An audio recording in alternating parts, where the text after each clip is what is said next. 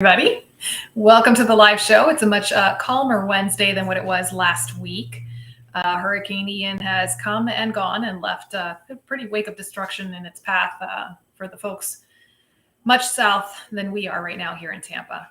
So we are grateful to be here in Tampa, to be safe. I got to admit, our state emergency crews really jumped into action and got us running with power and electricity within less than a week. So it's a pretty amazing feat there. Yay, Florida. All right, guys, so I'm just going to give you guys a couple of minutes to jump on board this evening. For those of you who are watching the replay, go ahead and throw replay into the comment section. We've got a jam-packed show tonight. Got lots to talk about tonight. Let's see. Eric says, sup, working remotely for Indian River County Emergency Ops. There you go. Hey, Liz.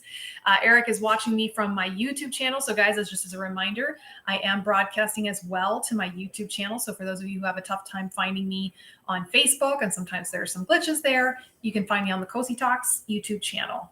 We got Alex. Oh, Alex, thank you for joining in. You're in St. Pete. Oh, awesome.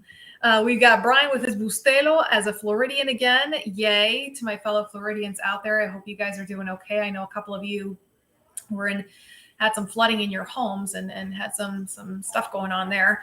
Eric is drinking Nesquik. Wow. Haven't seen that in a long time. That's some good stuff right there, especially like the strawberry kind. I used to love the strawberry kind. Hey, David from Newberry, South Carolina, drinking his Corona tonight. I'm hitting the hard stuff tonight myself, guys. Oh, yeah, I know. I'm a wild one. Hey, Pastor David, glad you could join us this evening. Guys, like I said, it was actually interesting. Today's show was supposed to be a College Park sponsored show. And it was this really, really cool show that we had planned in partnership with Lululemon. And we were going to be doing this show from the Lululemon store. I'm one of their ambassadors. Really great show planned out. And yeah, Hurricane Ian kind of did some damage. So thankfully everyone's okay. But yeah, we had to basically postpone the show and reschedule it for later on this year. So we're getting that one in the works, but it's going to be a really good show, guys. Like really good show. So keep your ears open for that one. Hey, Tom, what's going on? We got Keith in Baltimore. Oh my goodness. How about them Ravens, Keith? We got Barbara Schweitzer. She's got her Halloween emojis all ready to go. Oh, and Eric, you're drinking the strawberry Nesquik. That's the best stuff right there, man. Stevens in Jacksonville for the Cosi Talks party. Yes. So those of you who were watching me last Wednesday, you heard me talking trash about still having Wi-Fi and electricity during the hurricane. And 10 minutes into the show, boop, gone.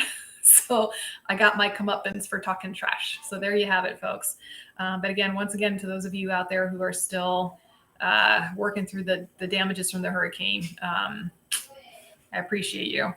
Hey, we got Jill coming in from Berkeley. We got Andrea. There's my occupational therapist up in Gainesville. All right, folks. So today we got, I cobbled together what I think is a fairly decent show. But go ahead and throw your questions in the comment section. How many of you saw that video? Actually, you know what? I should probably do my introduction. There might be some new people here on board. Comadre! Yes, you're on time. Love it. Love you, girl. We got Johnny V from Poughkeepsie, New York, and the Cosi Talks house. Those are my two powerhouse viewers right there. All right, guys. So for those of you who are watching me for the first time, welcome. My name is Cosi Belloso. I'm a physical therapist amputee specialist here in Tampa, Florida. Yeah, that Tampa. So I've been a PT now for close to 20 years. It's going to be 20 years in December, being a licensed professional to cause pain. And I have my own practice here in Tampa, Palanca, which is exclusively for serving the amputee and limb loss community. And we're going on 5 shows. It'll be 5 years I've been broadcasting this show, and that anniversary is coming up very soon too. What's up, Susan? So glad you could be here this evening, and I'm so glad we got your Cosi Talk Strong Body account working. We got Denise coming in from my North Carolina. There's my Tar Heel right there. So guys, now that I have a nice group of you on board, I need your help. And yes, there's going to be a little bit of shameless plug in here tonight on the show, but I got to do it because that's how I keep the show running. So guys, I just typed in CosiTalks.com. That's my main website, guys. And the reason why I'm plugging it right now is if you have not already signed up for my email subscriptions, go ahead and put it in right there. All right, so go to that website and sign up for my email subscriptions. Why do I push this so much? Well, number one, It allows me to communicate with you. That's the obvious one. So for those of you who really follow the show and really like to keep up to date with all the different things I'm doing, that's the first place I put all the important news. Second thing is, guys, I am dependent upon the generosity of my sponsors, right? That's how I run the show. That's how I fund what it takes to run this show. And, you know, it's a love relationship I have with my sponsors. They are helping me keep the show running, and I like to show them some love in return. So when I have email subscribers, I can also share with you what it is that my sponsors have to offer, right? And everybody is happy and gets a little something from it. So if you haven't already done so, sign up for my email subscription. I promise I don't spam and I don't send like 40 million emails a week. So awesome. All right, guys, I'm looking at my phone because I have my tech team supposed to send me some information that's going to be relevant for you guys. Give me 1 second. Okay, and I'm back. Sorry. All right, we got some comments going in here. Let's see. Phil came in. Oh, Phil, thank you for joining. Thank you for joining, Phil. We got Kathy on board. Eric says, Ronnie made me a prototype socket due to the fact that I shrink up by the hip. Steven says, what happens if you're caught in a flood hurricane and have to walk in water with a microprocessor? Is that possible beside it being ruined? That's a really good question, Stephen. And it's actually kind of a relevant question, especially living here in Florida. First, I'm going to say an ounce of prevention is worth a pound of cure, or I think I got that saying right. But basically here in Florida, I've been living here in Florida for many, many moons, right? So hurricanes are just kind of a normal part of life around here. It doesn't mean we don't take it seriously, right? When your government, state government tells you to evacuate, there's a reason for that. You need to evacuate. So that's usually my first thing. Back when I worked in home health, one of the things that I did for my patients when I was doing their intake forms is I would make sure that they were signed up for a medical needs shelter. Okay. And guys, this applies not just for Florida. I know we have states up north where the blizzards and everything like that can get really hairy, right? So this applies for you as well. Okay. So with my home health folks, I would make sure that they're registered with the nearest medical needs shelter. Now, how is the medical needs shelter different than a regular shelter? The medical needs shelter is going to be staffed with professional clinicians like myself. I used to work in some of these medical needs shelters back when I was working at Jackson in the hospital. So they take hospital staff and they send them to these medical needs shelters. So for me, if there's a case of evacuation, you need to evacuate. So in Tampa, where I live, thankfully, we don't have the dramatic roofs flying off kind of damage from the hurricanes. So we've been fairly fortunate in that regard in the past 2 decades or so. What gets us in Tampa is the flooding. Like we are very, very, very prone to flooding. Our rivers rise and lots of damage like that, right? So you have people that they will be flooded to the point where they can't get out of their homes. And yeah, I saw some of those folks on my home health days where the day after a hurricane, I'd have to go back to my patient homes and make sure that they were okay, right? So that's the thing. If you're told to evacuate, evacuate, okay? In an emergency situation, Stephen, you know, if your leg gets damaged, your leg gets damaged. You need to just get out. That's just how I see it. If a tiger's running after you, it doesn't matter if your leg is meant to run or not, you run and you get out, right? So same thing with the hurricane. If you get caught in a flood or a hurricane, your importance is your life is more important than a leg, right? So if you have a microprocessor knee and it short circuits for some reason because you put it in water as you were trying to escape for your life, the leg can be replaced. You cannot. Okay. And yeah, there's definitely certain scenarios. So for example, I had one friend of mine that she said when she became an above the knee amputee that one of her concerns was, well, what if I have to get out of my house quickly?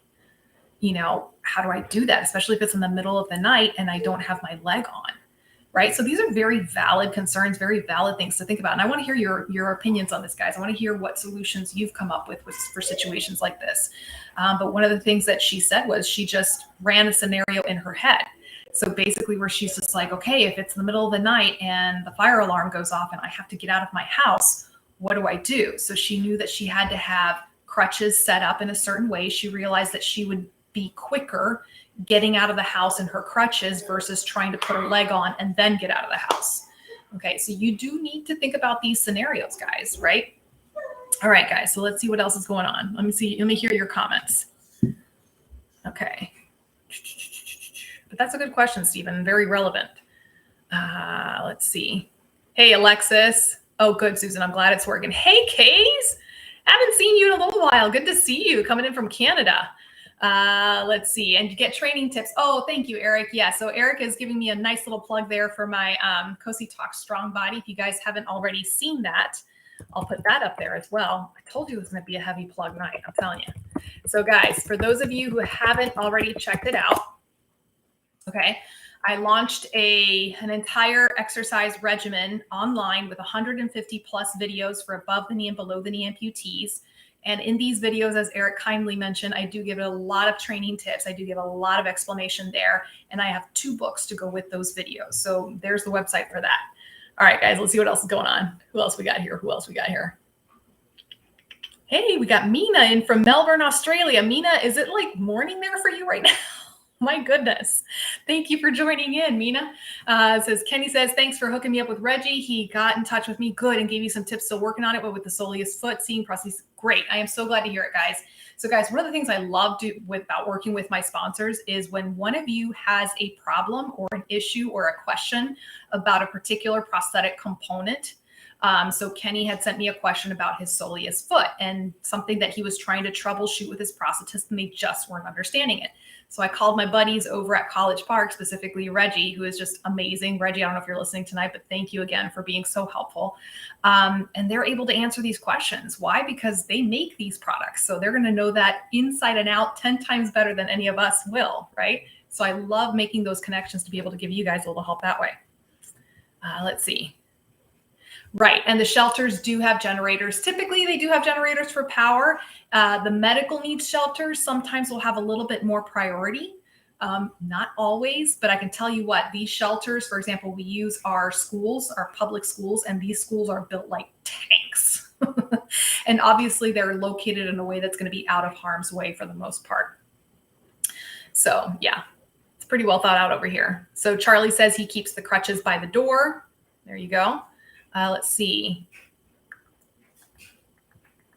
All right. Susan says, when you put your leg into your socket, should your residual limb have full contact? I feel like I'm walking on my bones. And I put a small piece of silly putty in the bottom of my socket and it's flattened out. So should my residual limb be in full contact? I don't think it should be that much contact. I just lost 10 pounds and there is no room to add a stop because it is going to get a new socket. So Susan, yes and no. So the bottom part of your limb should not be hitting the bottom part of the socket. So in that regard, not full contact, right? Not full contact, but total contact everywhere else, right? So it's kind of almost suspending a little bit your limb, right? So the bottom of the limb is not going to be touching the bottom of the socket. You're basically, it's what we call bottoming out. That's exactly what you did. And you did the right thing. Some people put a little piece of silly putty. Some people put a little lipstick mark on the bottom. And if they have that lipstick stain on the end of their limb, they know that they're bottoming out. Okay. And you hit the nail on the head right there. You lost 10 pounds. Congratulations there. But it also means that you're going to be sinking more into your socket. So depending on the socket that you have, Susan, you're either going to have to add socks, or if you're having to add on too many socks at that point, then yes, it's time to talk to your prosthetist about possibly creating a new socket. Hey, Harsh, good to see you. Keitha, my goodness, darling, I haven't seen you in a long time. Thank you for joining in. We got Rhonda on board. Jim, thank you so much, Jim. Like I said, my family and I were very, very, very fortunate. Very fortunate. Thank you, Alex. I really appreciate that. Yes, so the Genium X3 is technically waterproof. Yeah, so it can go through a storm, and I've seen people in the pool swimming with it. But again, guys, when it comes to each one of these microprocessor knees, I'm not going to sit here and claim I know every single statistic on every single knee out there in the market because there's a lot of them. So whenever I do have a knee, I always make sure I just kind of double check with myself, like, okay, this knee can do this, this, this, this, and this. And if I've forgotten, I go back and I check just to make sure. All right. Yay. Okay. So guys, there was a really fantastic question that kind of led me into creating this video. How many of you guys saw the reel? Show of hands. How many of you guys saw the reel that I was spreading around Instagram and Facebook? It showed a picture of me saying the most important part of early gait training, and it showed me doing a little video clip training with one of my patients from Guatemala. How many of you guys saw that reel? Show of hands in the comment section. Hey there, Chuck. Glad you could join us. So Harsh saw the video. All right, good. Steven saw the video. Patricia saw the video. Good. I kind of do a shotgun approach with these videos, guys, because I never know where people are going to watch videos. So I just kind of put it all over the place and hope I find someone. Hey, Michelle. Guys, I'm going to give a shout out to my girl, Michelle, right there. She is killing it. She is a physical therapist, amputee specialist up north. Michelle, drop your contact into the comment section so if there's anybody in your area and they need a PT amputee specialist, they can go see you. She is an amazing young woman, amazing PT, and I am so happy that she is an amputee specialist because it's somebody else I can send people to. Yay. Okay, so all of you guys saw the video. Okay, so I was talking about, you guys know how I talk about what's my favorite exercise to do to strengthen glutes, et cetera, et cetera. So once I do a lot of the pre-gait training, right? So we've done muscle strengthening, we've done residual limb, desensitization, all that stuff, and we're ready to actually do the leg and start the gait training in the bars, right? You guys know that I always start with weight shifting, right? For me, proprioception is absolutely key. And the earlier we get that proprioceptive input into that leg, the faster a person will progress and the more quality the foundation we're going to lay for gait training. Y'all know that from watching the show. And if you don't know that, you need to go to my YouTube channel, okay? And you need to watch those shows, okay? So after we do the weight shifting and we're ready to start the step training, okay? There's a very particular way that I like to do it. And guys, I'll be the first one to say my technique and my strategy of teaching patients has evolved over the years. The way I teach patients now is not the same way I taught patients 20 years ago when I first started. It's not even the same way I taught patients 5 years ago when I opened up my clinic. It's just part of the learning process as a clinician.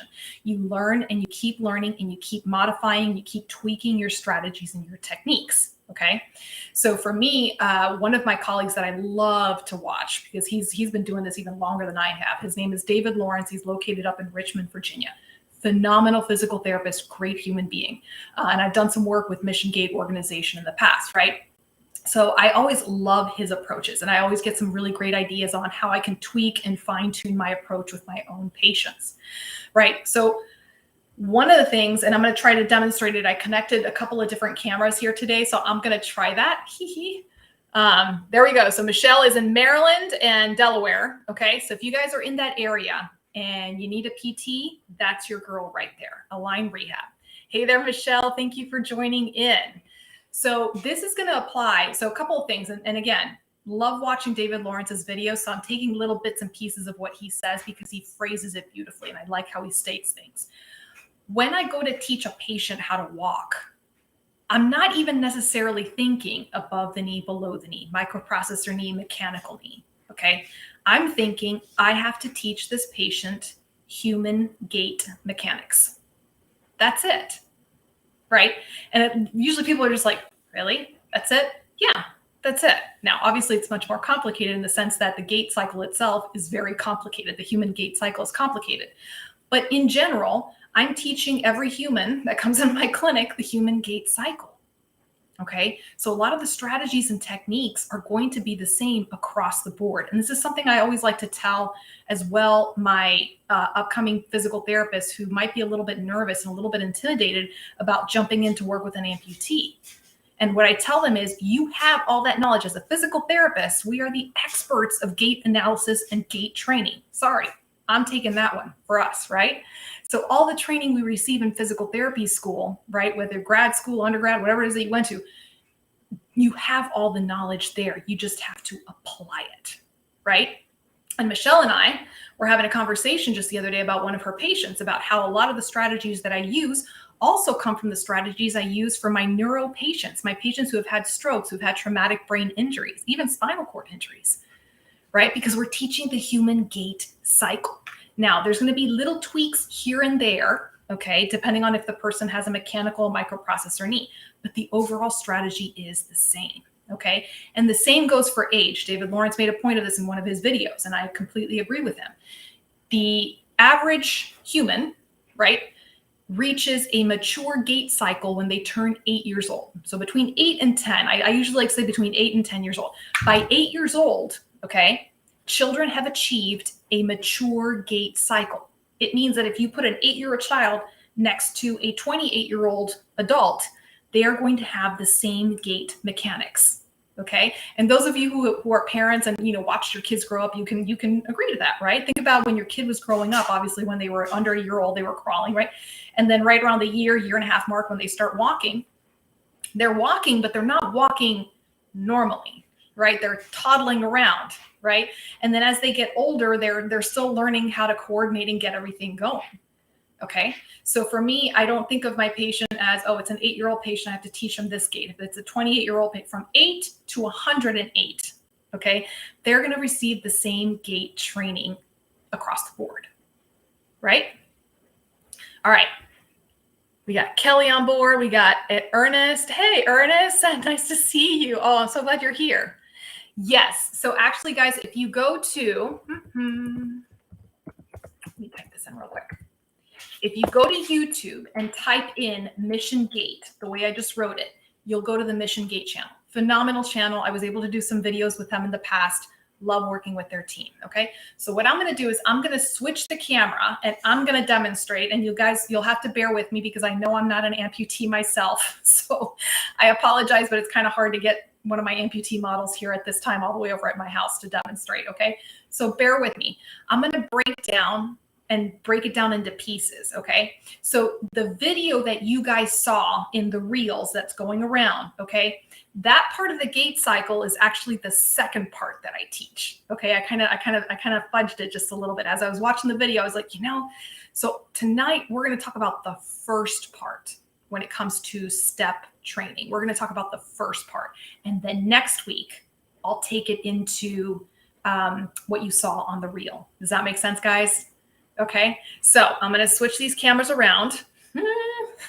Let's see if I don't mess this up. Okay, here we go.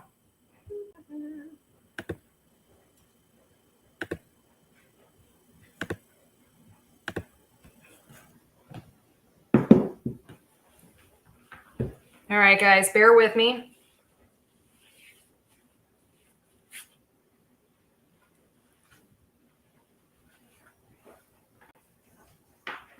I'm just going to move some things here.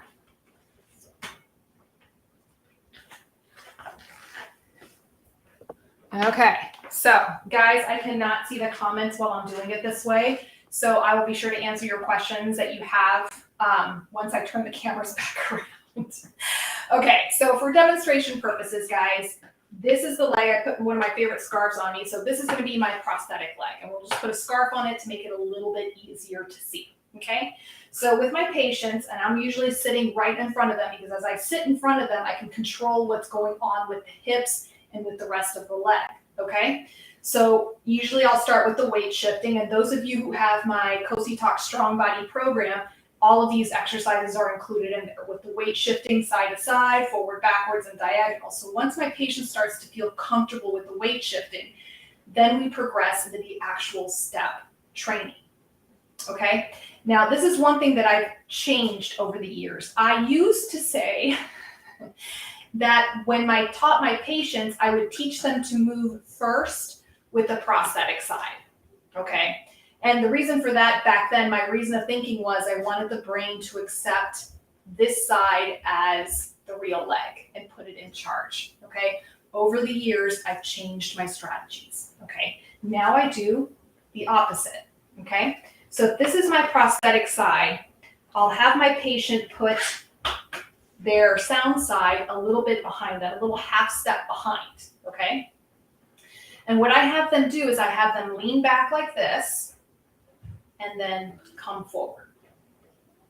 Lean back, come forward. And you're probably thinking, okay, Cosi, that really doesn't make a whole, that doesn't really look like a lot. But let me just talk to you a little bit about all the stuff that's going on as I am doing this movement, okay?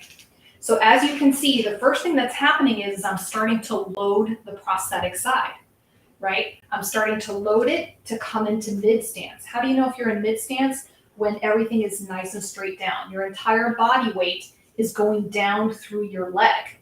Now, guys, if you look at this, I've got a lot of weight going into that leg. It's all going into that leg. So that's teaching the person, whether they are below the knee or above the knee, mechanical or microprocessor, It's teaching you how to put the load into that leg. It's encouraging proprioception. It's getting you to trust the leg. And we're doing it in a controlled environment. Does that make sense, guys? Okay. So that's the first thing, okay? We're coming across. And guys, usually when I'm doing this when sitting in front of my patient, usually I have to put my hand on the back of their hip to encourage them to move forward. Why? Because when I'm moving them forward all the way up over across their foot, they feel like they're going to fall forward. They feel like their knee's going to buckle, right? It's a scary sensation. And many people don't realize just how much they've been hanging out back here until I bring them into mid stance like this. And guys, sometimes I'll put a mirror in front of my patient so they can see what it looks like to be completely straight down like this. Many of them are very shocked. Okay, I'll tell them, stand straight up on your leg, and they'll go like this. Okay, so do you see how I'm leaning back now on my leg like this, right? So bringing them forward here, that does a lot, okay? And getting them comfortable here, we're loading that prosthesis, right? Those of you who have feet that are energy response feet, you're loading into that foot and getting that energy in there to get that spring back when you move forward, okay? The more you load your prosthesis here, the less work you're going to have to do later on to get that foot to move forward. All right, so we're setting the stage here.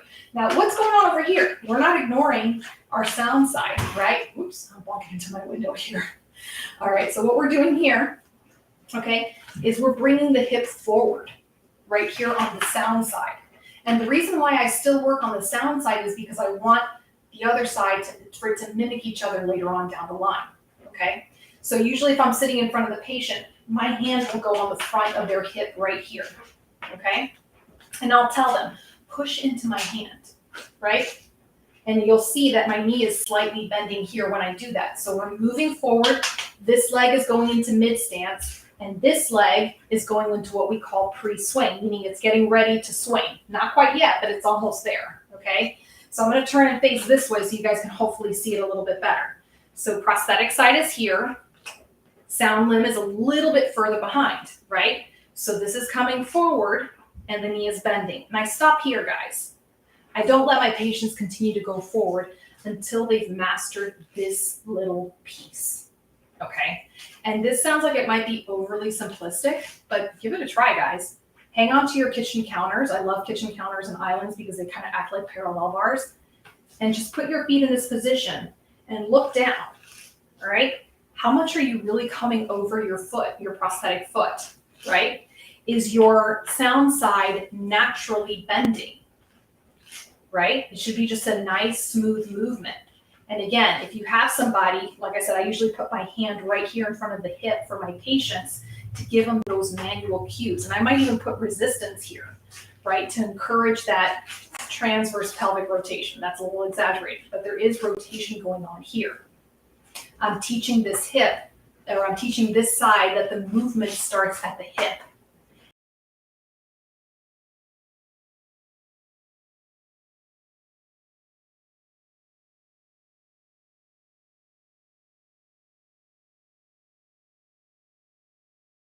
And then eventually,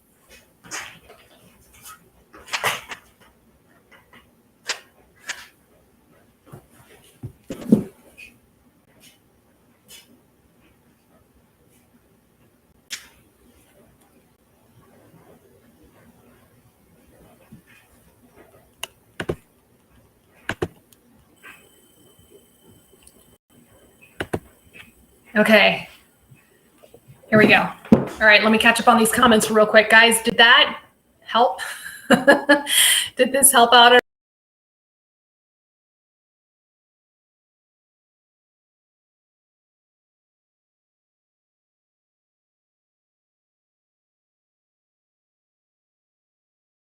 all? I'm not sure if it's because my reception didn't go well or what happened. Can you guys throw some comments into the comments section? Let me know if that was helpful. Okay, Steven said it was frozen. David says thumbs up. All right, were you guys able to kind of see that? Did I have the camera right? Because I can't see what's going on when I'm using that other camera.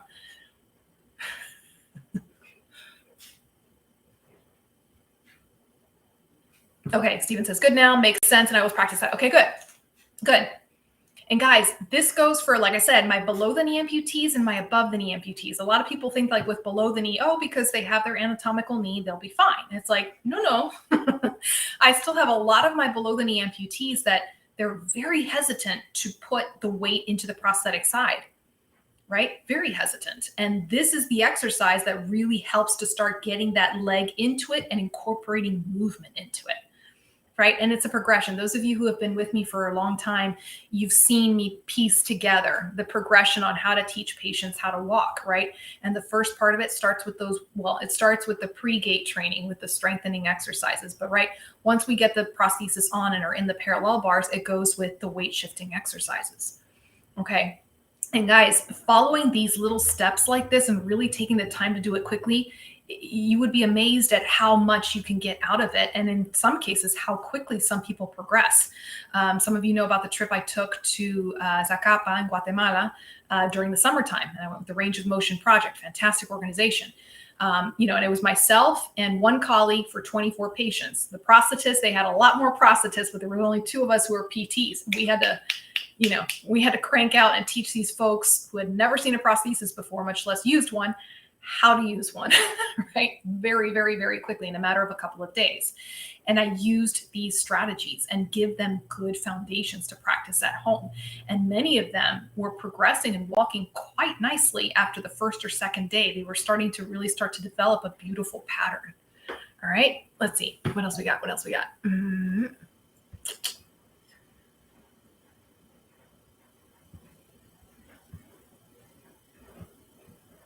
Okay, sorry, I'm trying to catch up with these comments.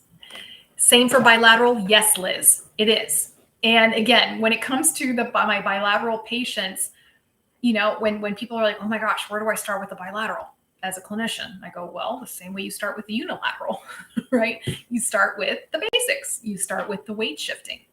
Okay, and Liz, invariably, with my bilaterals, there's always going to be one side that's just a little bit stronger than the other, right? So when I figure out which one's the stronger side or which one's the side the patient feels most confident with or most comfortable with, right? Typically, it's the longer side. And yes, that includes even my bilateral above the knee amputees. Then I will use that in my brain as their sound limb, right? And that's how I do it.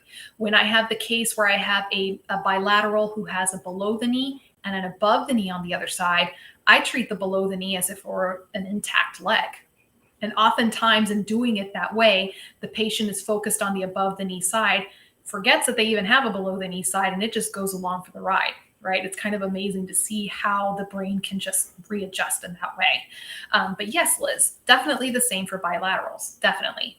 And when you're trying, it's loading into the prosthesis, right? Understanding how that prosthesis is going to work for you guys. Okay, so finding the sweet spot. And I always tell people, when they're first trying out these exercises in the parallel bars, right?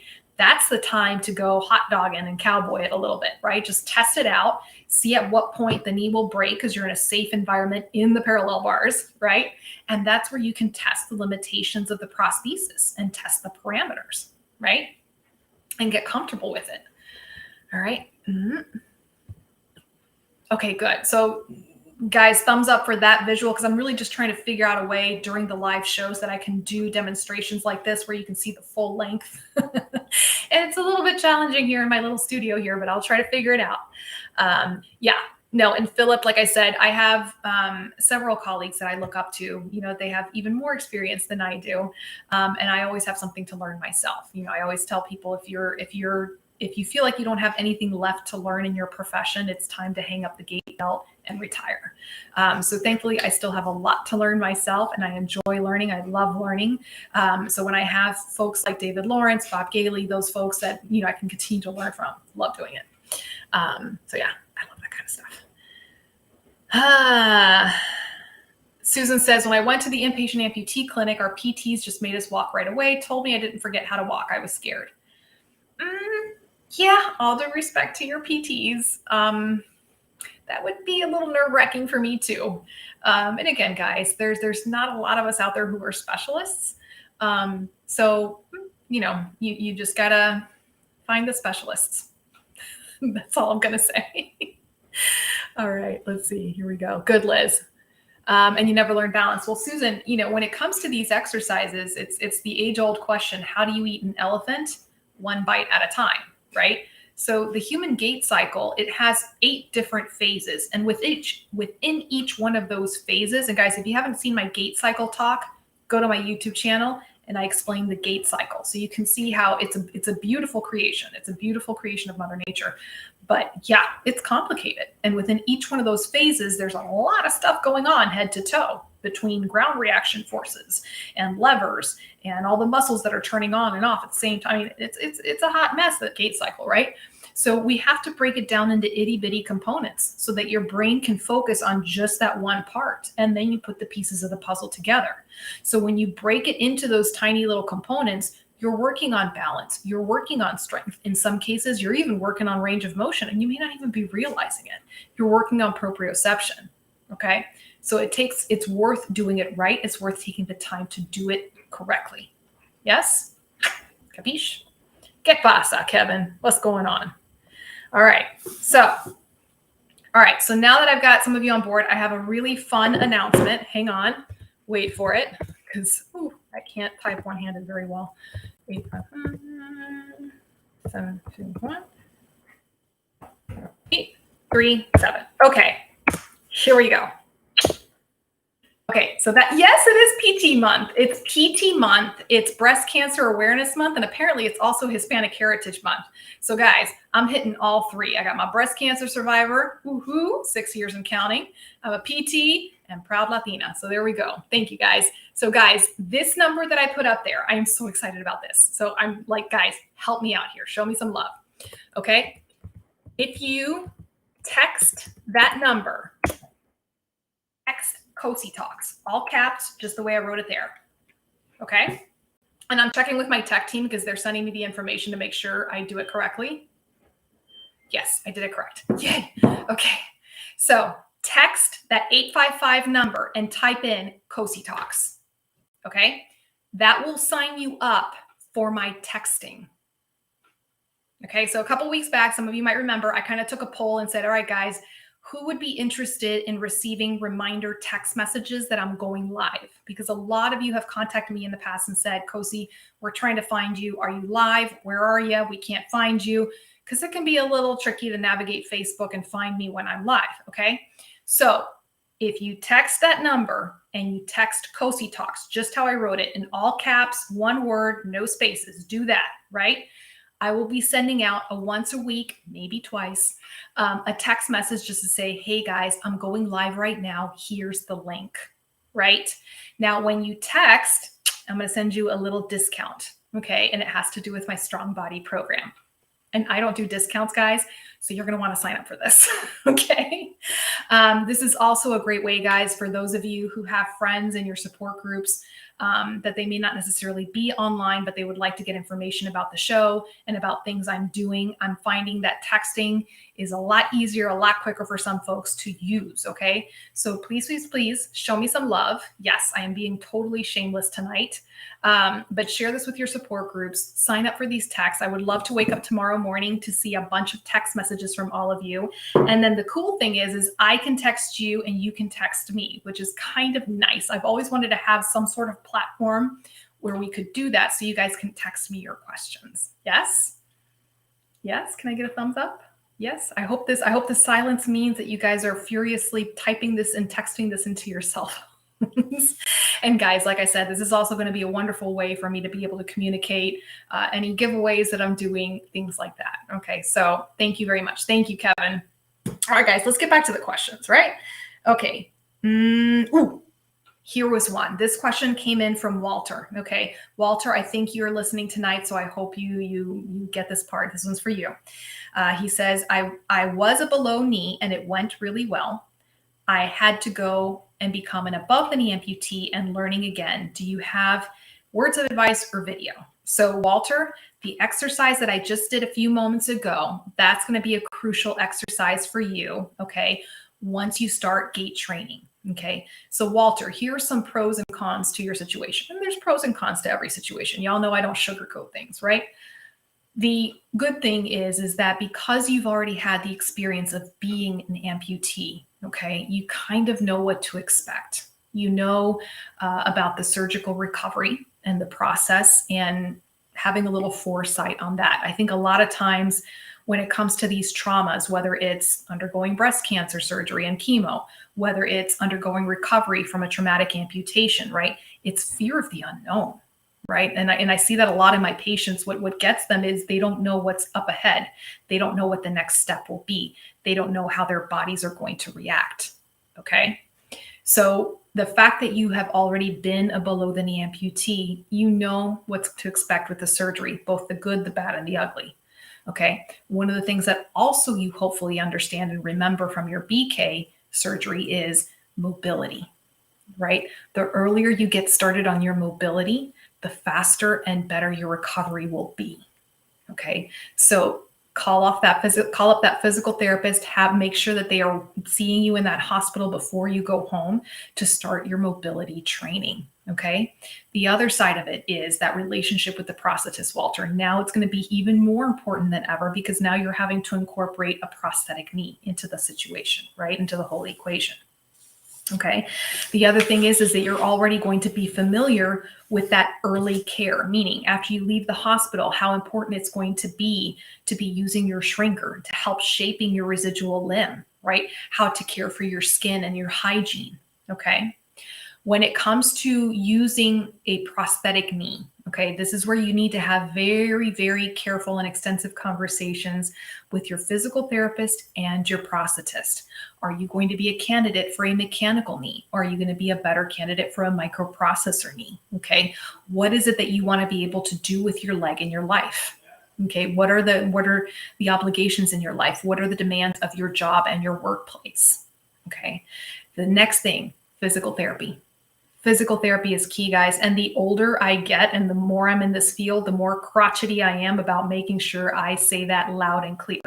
When you have an amputation, you need physical therapy. That's it. You need physical therapy just as much as you need that surgeon, just as much as you need the prosthetist. Boom. Drop the mic there with that one. Okay. So if you don't have a physical therapist in your area who's an amputee specialist, number one, look outside your area. Okay. I have patients who travel in from out of state to come and see me because I'm the closest one to them. Okay. Number two, make that connection between your physical therapist and your prosthetist. There's a lot of hungry PTs out there who want to learn how to work with amputees. Okay. So if you can just connect your physical therapist with your prosthetist and let them take it from there, you're going to be benefiting them and yourself in the process. Okay, so that would be my advice to you from progressing from below the knee to above the knee. And if I have anybody out there who's had that experience, those of you who had to have more than one surgery where you started off as a below the knee and then progressed to an above the knee, go ahead and give Walter some advice down there in the comments section. I want to hear what you guys have to say. Okay, so let's see. Charlie says, better than email. I still have to send you my story. Yes, Charlie, send me your story. But yes, guys, if you guys don't mind signing up for that text service, I'm going to go ahead and type it up one more time. Okay. I got to memorize that number, don't I? All right. So you type it in and then you text Cosi Talks, and I'm sending out a discount. So once you sign up for that text service, you'll be getting a discount to my Cosi Talks Strong Body program. Susan, darling, I'm actually having a real good connection for once. It doesn't happen too often. So I think the connection error is on your side right now. Sorry. Okay, let me go through this questions. Okay, so Scott says, apparently he saw my video that I posted with my patient, and he says, I'll have to work on that one. He goes, I walked around 25 feet twice today with just a cane, still lots to go in balance, but seeing improvement, and it is great. Yes, I love hearing these stories, guys. I love hearing this part. And I got to put in my little or there. Okay. So when it comes to walking around with a cane, improving your balance, guys, don't ignore these early exercises, right? So this exercise is kind of the star of the show tonight, right? The exercise I showed you just a few minutes ago. And Joan, I know you just jumped on board, darling. That's okay. That's why God invented the replay. So go back, Joan, when we're done, go back and rewind it back to what? 10 minutes into the show, probably, right, guys? 10 minutes into the show. And I show that exercise, okay? when you, Tom, you're so funny. Okay, so when you're practicing on your cane, right, and if you've progressed to using a cane and you're really working on that balance, don't ignore the early foundation exercises. Okay, guys, even my patients, basically, my patients who are progressing, right, and they're further along in their process of becoming independent with their prosthesis, I'll still have them go back and revisit that exercise that I just did with you guys tonight. Okay, repetition is the mother of memory, right? Neuromuscular Re-Education. That's one of the fancy words we use in PT. And it basically says we're teaching the brain how to educate the muscle to move properly again, right? And we do that by repeating the good movements. And what happens sometimes, and this is just normal human nature, right? My patients will start progressing, okay? And they start getting excited because they're walking, and then they'll start slipping back into old bad habits, right? So I'm like, stop, because the brain can also learn bad habits the same way it can learn good habits. So I might have them stop, revisit that exercise I just did with you guys, and then have them continue with the more advanced skill, just to kind of remind the brain, this is how you do it properly, okay? Kimberly, that is an excellent thing to bring up. Thank you. I'm kind of kicking myself for not having brought that one up. Kimberly, wonderful point. So Kimberly says, I wonder if Walter will be having the TMR procedure when he has his above the knee amputation. Wonderful point. So guys, those of you, we've been talking a lot about TMR, targeted muscle reinnervation, on the show this year. Okay. And it's like one of my new favorite things to talk about, because honestly, it is such a game changer. Guys, if you haven't already visited, I'm giving y'all all the websites tonight, because you know what? Okay. Thank you, Keith, for signing up. Y'all, those of you who signed up already, let me see it in the comment section. I'm going to put y'all on the spot right now. So if you signed up, put it in the comment sections. I signed up. Thank you, Keith. I appreciate that. So when it comes to the TMR procedure, you know, for me, it's like if someone is talking to me about an upcoming amputation, whether it's their first amputation, their second one, like in Walter's case, or maybe it's just a soft tissue revision, yeah, TMR should definitely be something on your brain, okay? Because basically, you know, with targeted muscle reinnervation, they're taking those nerve endings and kind of plugging them back into the muscle, right? Plugging it back into another little nerve in the muscle. So it's giving the nerve something to do. So that means it won't form a neuroma that could later on cause some really debilitating phantom pain. Okay. And, you know, with I've had Dr. Gregory Dumanian on the show several times this year. Wonderful human being. He's the one who pioneered this surgery. He and another doctor called Dr. Kiken, right? They pioneered this surgery. And basically what Dr. Dumanian said is, well, if you're already going in for surgery, to have the surgeon do the TMR, why not? Why not? Okay. And it can avoid the possibility of forming really nasty neuromas that can cause phantom limb pain. And if you're already experiencing phantom limb pain, all the more reason to have that conversation with your surgeon. And guys, I want to be coming up with a video. I'm working on a video right now along with TMR Nerve about how to know if you have a neuroma. So I can't wait for that video to come out. Tom, thank you so much for signing up. Patricia, Val, thank you so much. Pastor David, Denise, thank you. Jim signed up. David signed up. Andrea signed up. Alexa, you guys, thank you so much. Yay! I'm doing a happy dance. Happy dance. Yes, thank you. Jill signed up. Joan, girl, you better sign up. You know I got you. Oh, wonderful. Kenny signed up. Guys, thank you so much. Thank you so much, guys. The more we can grow the awareness of the show, the longer I can keep doing what I love doing, which is this show. Okay, so, a ver. Susan says, I had the TMR procedure and I'm a 7-year amp and it got rid of all the burning pins and needles away. That's amazing. 7 years out. Thank you, Phil. Thank you, Rhonda. Sign up soon. I'm going to hold you to it, Rhonda. Thank you. Thank you, Susan. All right, let's see. I think, hang on. Wait for it. Oh, this one was just a fun shout out just because like I said, when I work with some of the good companies that I work with in this industry, I always like to give shout outs. So David says, I'm new to your show and a new amputee. Haven't gotten my prosthesis yet, but hoping soon. I'm going to be working with the Prosthetic Center of Excellence in Las Vegas. I don't know if you've heard of them.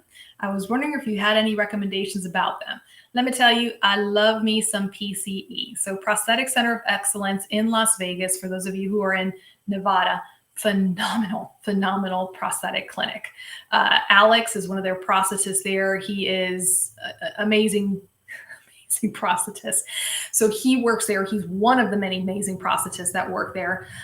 Leslie Sisson and her husband, they are the owners of that clinic. Wonderful clinic. And Leslie Sisson herself, she was just recently elected to the board for AOPA, which is pretty big deal, pretty hot stuff there.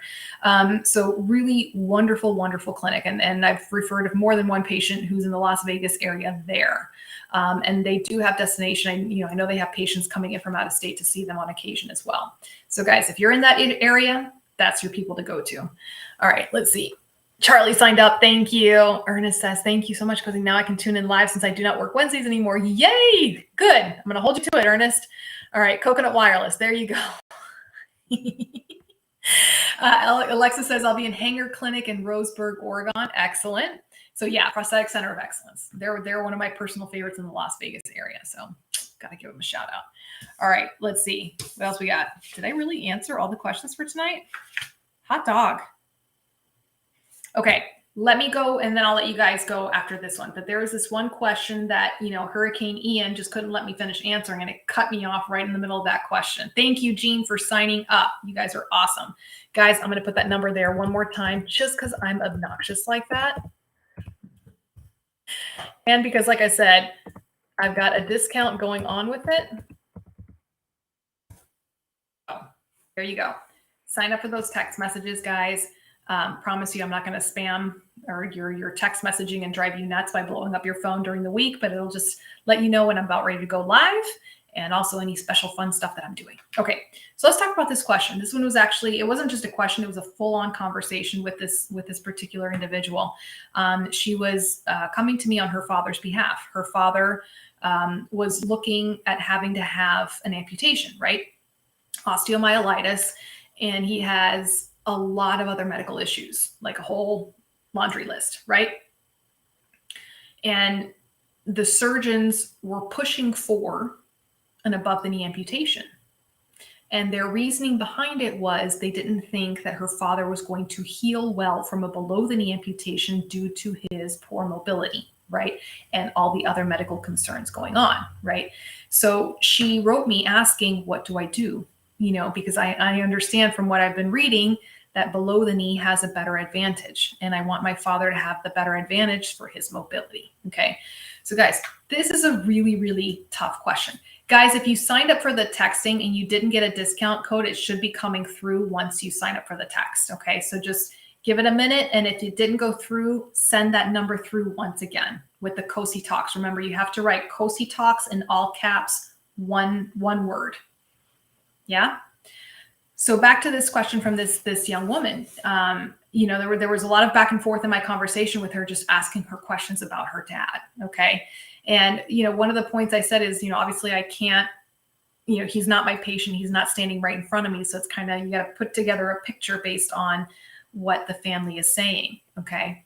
And it sounds like this particular individual was not moving a whole lot prior, at this point. He had not been walking around a lot and not very mobile, So one of the things I asked her to consider is, okay, what are the goals for him after surgery? Okay. Is the goal for him to become an ambulator again?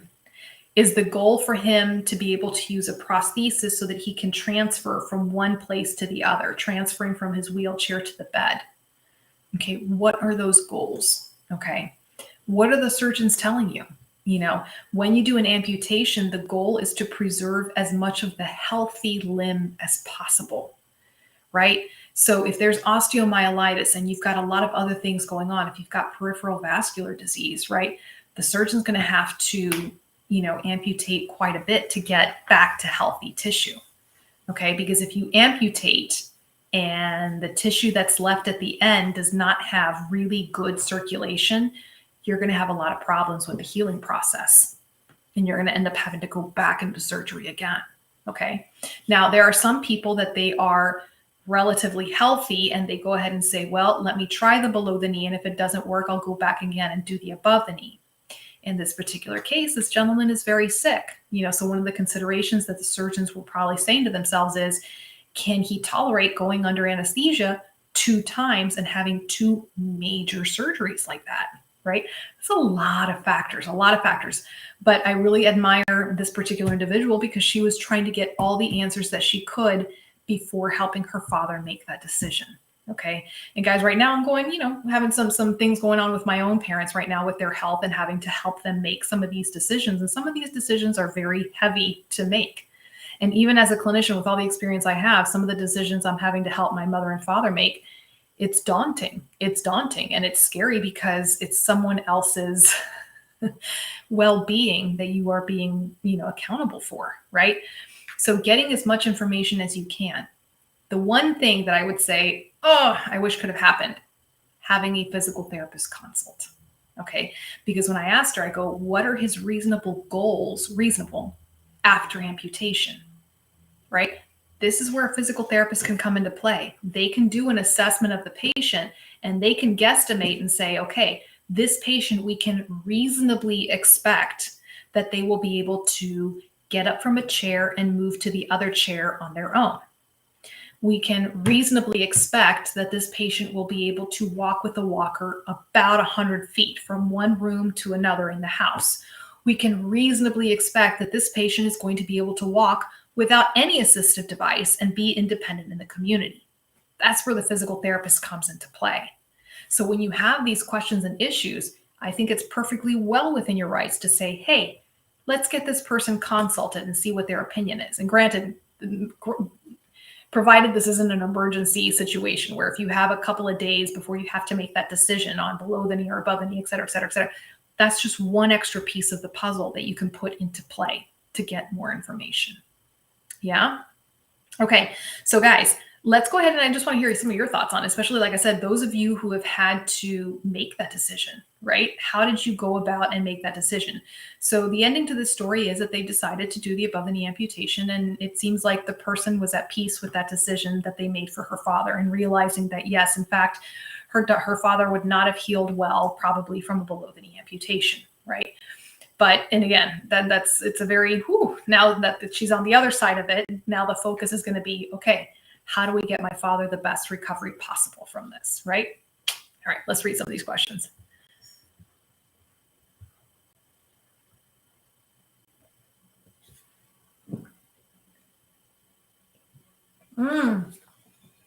Absolutely, Keith. I love MCOP.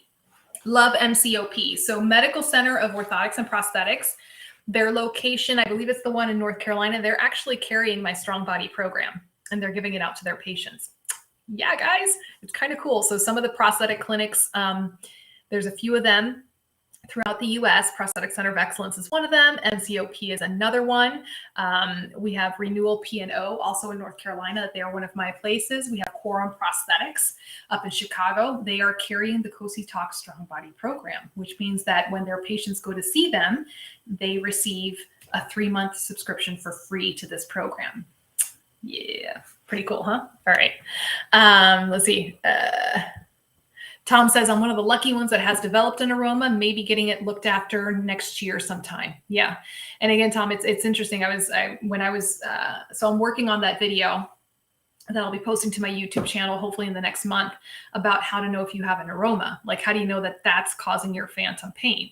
And in the conversation with Dr. Dumani, and as we were checking the content, making sure I got everything right, one of the things he said is, sometimes we just don't know who's going to be affected by the neuroma. Some people are walking around with their prosthesis and they have a neuroma or more, and they don't realize it, right? And some people, they got one little neuroma and man, is that lighting a fire under them, right? So it's getting there. Oh, Kevin, thank you so much for signing up. So Susan said, I was about to have an above the knee because they said my nerves would not grow back. I waited and they did grow back all the way down below the knee, but about halfway down, and I had to go back into surgery twice and it would not heal.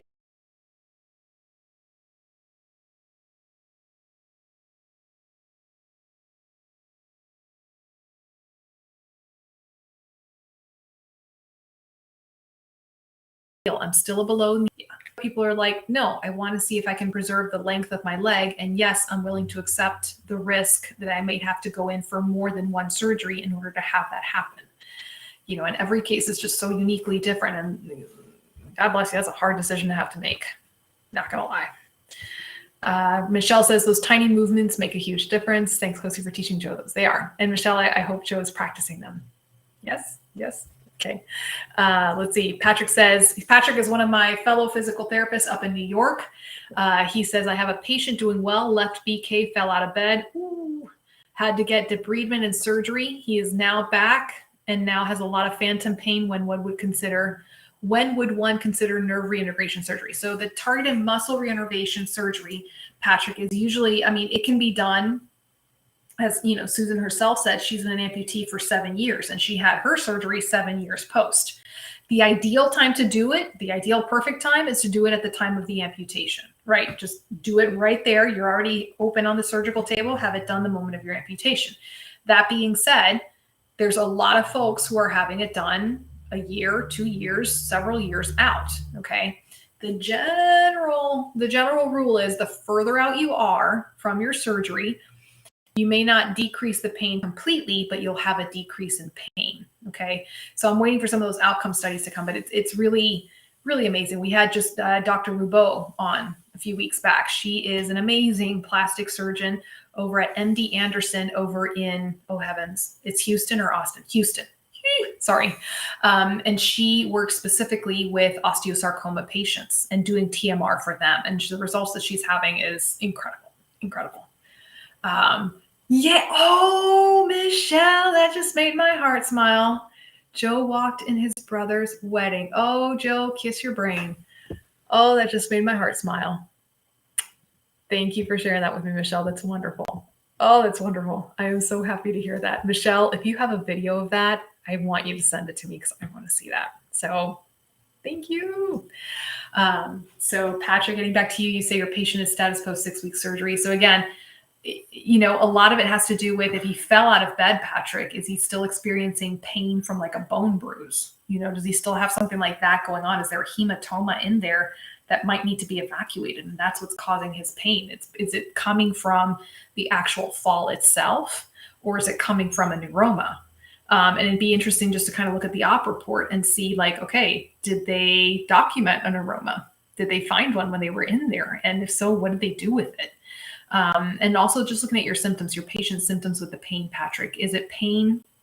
Like, I always call it the mean thumbs. Like, I can't order x-rays or MRIs as a physical therapist, but man, I got a mean set of thumbs. And if I have someone who I think has a painful neuroma that's causing their phantom pain, I get my thumb and I just kind of push it into the area that they're feeling the pain. And if I can replicate that pain, I know it sounds so mean. It's terrible. If I can replicate that pain, then I know I'm on the right track, that maybe there's a neuroma or there's something in that area, whether it's a neuroma or a bone spur, or maybe just even scar tissue that needs to be broken up, right? That's causing that pain. And that usually what gets me started on that path. Oh, my pleasure, Kenny. My pleasure. Same bad time, same bad channel. You got it, man. All right. Keith says, I have a really bad neuroma and I've had 2 surgeries that didn't work. What can I do next? Keith, what kind of surgeries did you have done? Is it the kind of surgery where they just resected or carved out the neuroma? Can you specify that in the comment section for me? Susan says, I had it several years out because Canada was a little slower at doing TMR here. And Susan, here TMR is still like, it's been around for 20 years now, but it's still like new. Like the TMR Nerve organization is really trying hard to help spread the word and education, and they're doing a phenomenal job. They actually have a lovely physician directory on their website, and I love referring people there. And by state, you can find the physicians that perform TMR, right? But even here, I've had several people come to me and they said, yeah, Cosi, I asked my surgeon about TMR and they said they didn't know what that was, so therefore it doesn't work. And I'm like,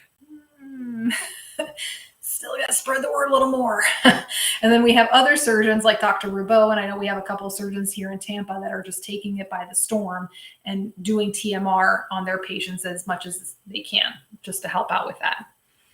Can you see a neuroma on X-ray? Okay, I am not a radiologist. I have a good friend, actually a family member who is a radiologist, and I should ask him that. A neuroma is basically a ball of scar tissue, right? So I can imagine on an x-ray, if it's like a really consolidated ball of scar tissue, maybe you'll see. And that's actually a great question, Susan.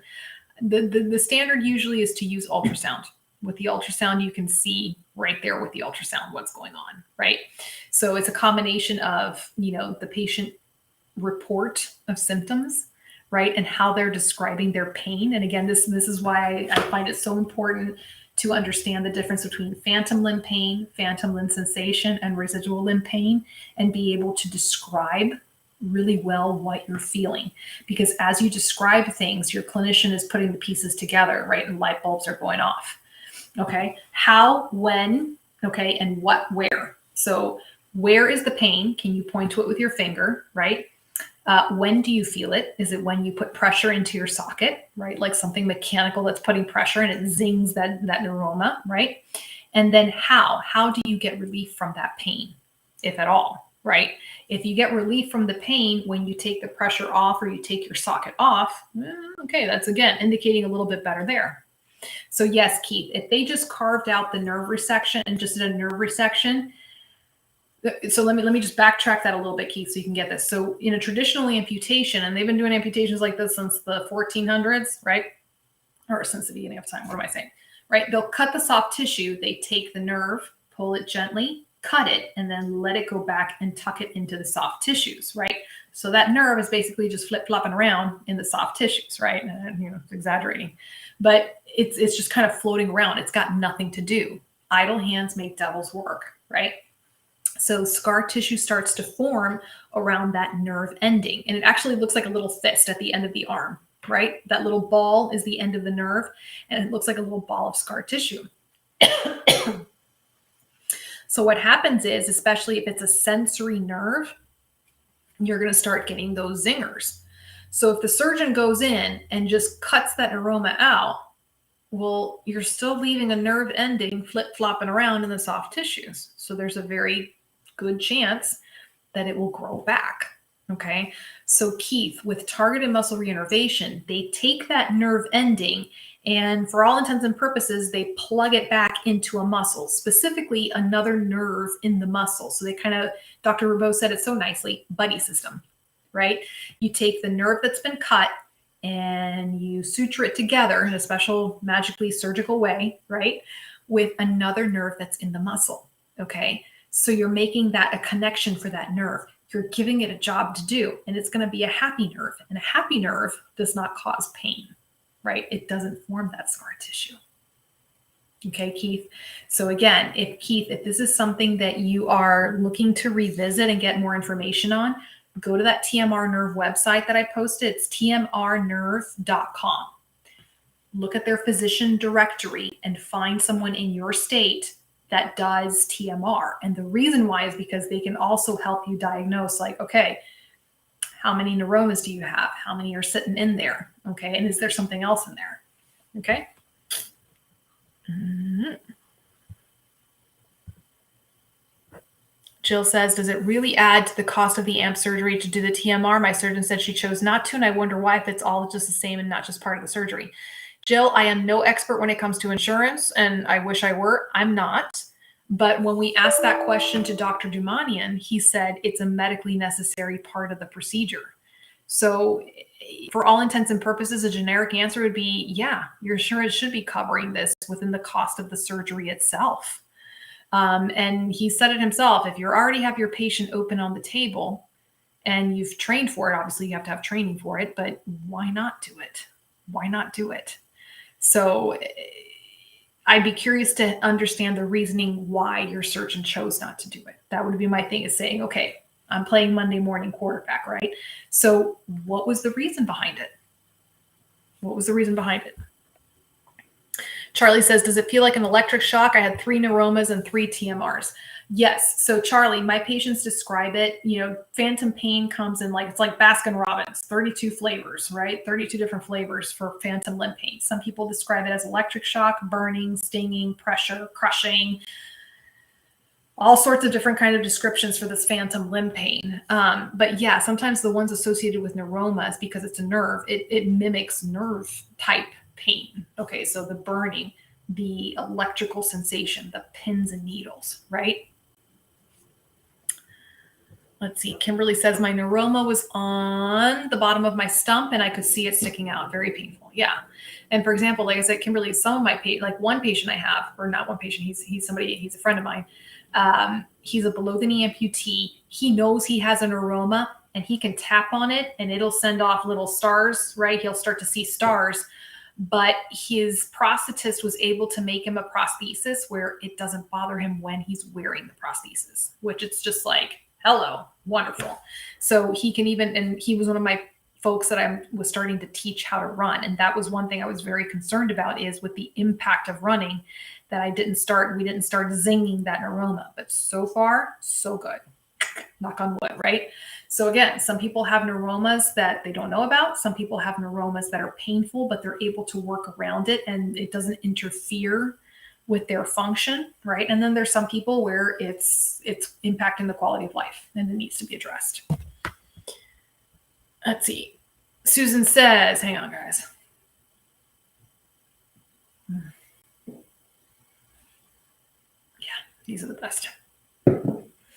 All right, my prosthetist pushes his thumb in the end of my stump and it hurts. It seems like it's right on the end of the tibia, but I think it could be socket tissue because my TMR operation was a success. Yeah. I mean, Susan, if I take my thumb and I jam it up in the end of a tibia of any of my below the knee amputees, they're going to kick me in the head. So the end of that bone is going to be sensitive. That's one of the reasons why we don't put weight into it. It's not a weight bearing surface. Because if you think about it, if he's pushing into it, he's also pushing the soft tissue into the end of that tibia. Yeah, that's going to hurt. Okay. It's more about reproducing the pain, right? So I can cause pain on my patients. You can ask any of them. I cause them pain all the time, right? But it's am I causing and reproducing the same pain that they're feeling? Right. And that goes for any physical therapist, treating any kind of pathology, whether it's back pain, shoulder pain, hip pain, knee pain, right? When we are doing our examinations on our patients, we are trying to reproduce the pain that the patient is complaining about, right? Because then that indicates to us, okay, if I'm pushing the patient this way and I'm reproducing their pain, that narrows it down for me as to where this pain's coming from. Does that make sense, Susan? So when it comes to the neuromas and I push into their leg and they say, ow, and I'll say, well, is that the same kind of ow you have when you have your phantom limb pain, or is this just another kind of ow? And you go from there. I know, it sounds like I beat up my patients. You're welcome, Keith. All right.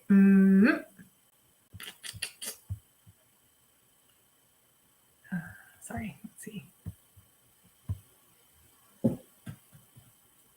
So Alexa says, I wonder about TMR for neurofibromatosis tumor removal. That's a really good question, Alexis. Can you do me a favor? I want you. Can you email me your question and I'm going to find out more information about that? Yes.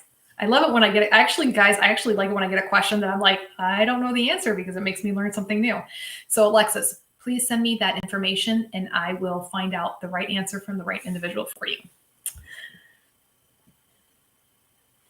Okay, so Kenny said, I know you said something earlier about your stump not touching the bottom of your socket. And if that's true, what is the correction for that? Socket fit. So if you find, and this can be something as simple as adjusting the fit of your socket, either because you have an adjustable socket, right? Or if you are using socks, right? So if you're using socks, then and you're bottoming out, okay, it means that the socket is too loose and you're sinking in, right? So you need to add one ply. I usually tell people add one ply sock at a time until you're in the right position in your socket. Or if you've got one of these fancy little numbers and you have a panel design, let me see, make sure I got the right one. Right, you just twist the BOA dial and it tightens up the socket for you. And that will help kind of bring you up in the socket just a little bit. Okay. And then if you're, in some cases, if you've lost too much volume, right, if you're getting upwards of, some people it's 8 ply, some people it's 10, 15 ply, then it's time to start talking to your prosthetist about maybe a new socket and just see what they think about that. All right, guys, it has been an awesome, wow. This has been a long show. I haven't done one of these really long shows in a long time. So thank you. That means you guys kept me talking. You kept me asking questions, and I appreciate that greatly. So guys, one last time for the folks in the back, I'm going to put up this number. Okay. And when you text that number, Cosi Talks, just how I wrote it, all caps, one word. You'll get a nice little discount from my Strong Body program and get up to date on the text messages. All right, guys, with that being said, next week, I'm going to go over the second part of the little gait training exercise step training foundation that I just showed you tonight, this evening. Guys, if you think of it, please share out my video. The more that you share it out, the nicer Facebook is about sharing it out in general. So it is also, if you get the word out to your support groups, greatly appreciated. So guys, take a moment, share this out to your support groups. Hit me up for that text message, and we will see you guys, same bat time, same bat channel, next week. God bless. Bye.